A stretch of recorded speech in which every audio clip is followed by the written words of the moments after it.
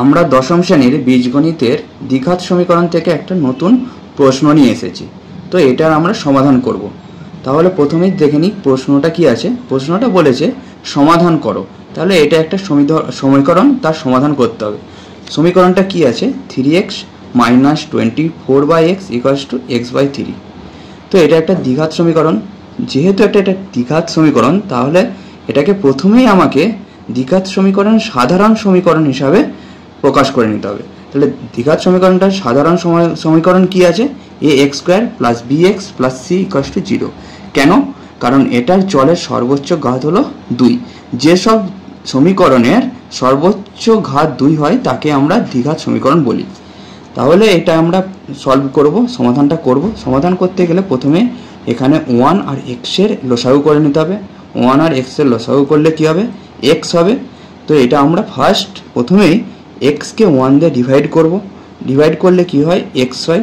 সে x কে দিয়ে 3x দিয়ে multiply করব। মাল্টিপ্লাই করলে কি হবে? 3x² মাইনাস আবার x কে x দিয়ে ডিভাইড করতে হবে। করলে কি হয়? 1 কে 24 দিয়ে মাল্টিপ্লাই করলে হবে 24 = যেমন আছে x/3 রেখে দিলাম। এরপর আমরা কি করব? ক্রস মাল্টিপ্লিকেশনটা করে নেব। ক্রস মাল্টিপ্লিকেশন করলে কি হয়? 3 × 3x² - 24 = x × x। x গুণ x করলে কি হয়?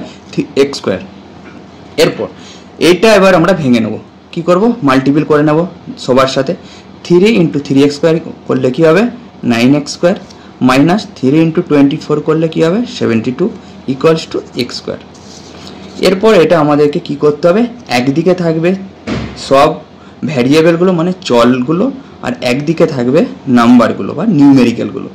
তাহলে একদিকে চল আর একদিকে নিউমেরিক্যাল নিয়ে এলাম। তাহলে x² কে লেফট সাইডে নিয়ে এলাম, মানে বাঁদিকে নিয়ে এলাম। x এইদিকে x² এখানে আছে হচ্ছে প্লাস হিসাবে, x² এইদিকে আসলে হবে মাইনাস, আর 72 এইদিকে আছে মাইনাস হিসাবে। তো 72 এইদিকে গেলে হবে প্লাস 72। তারপরে 9x² থেকে x² মাইনাস করলে কি হয়? 8x² = 72। এবারে 8x² = 72 থেকে x² করব। x² কি হবে? এইদিকে 8 কি ছিল? মাল্টিপল হয়েছিল। তাহলে রাইট সাইডে গেলে কি হবে? ডিভাইড হয়ে আসবে। তাহলে 72/8, 8 9 72। তাহলে কত হয়ে গেল? 9 হয়ে গেল। তাহলে x² = 9 হয়ে গেল। তো এটা একটা দ্বিঘাত সমীকরণ।